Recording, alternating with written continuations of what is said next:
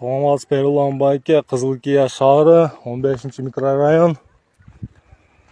Сапатсыз куюлуп калган мектептин фундаменти бузулуп жаткан учуру. Сизге чоң рахмат келип карап жардам берип кеткениңизге.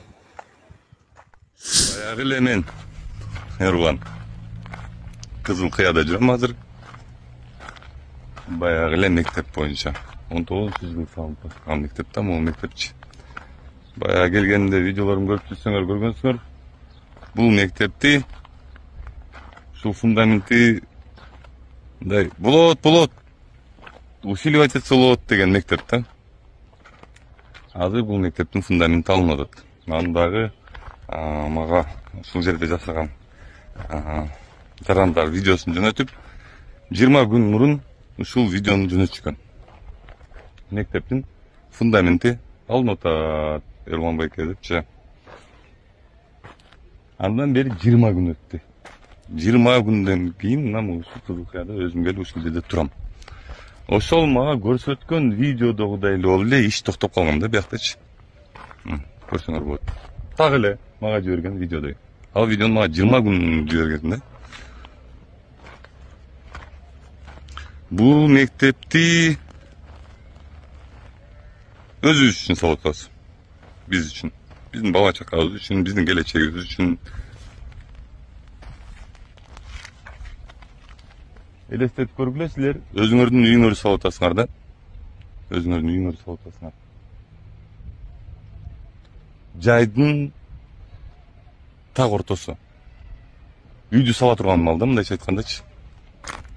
Бирок ушинтип ойноп 20 күндө эчтеке кылбай жатасыңар.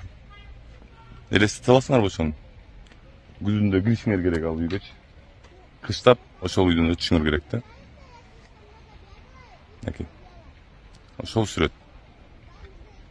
20 күн бул жерде кыймыл аракеттер болгон эмес.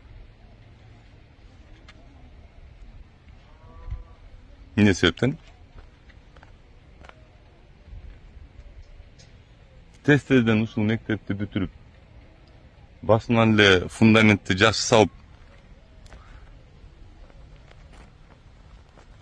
башынан эле ушул 2019-жылы башталган мектепте бүтүп калыш керек. Бүтүп калыш керек болчу бул жылчы. Дагы эле турат. Неге?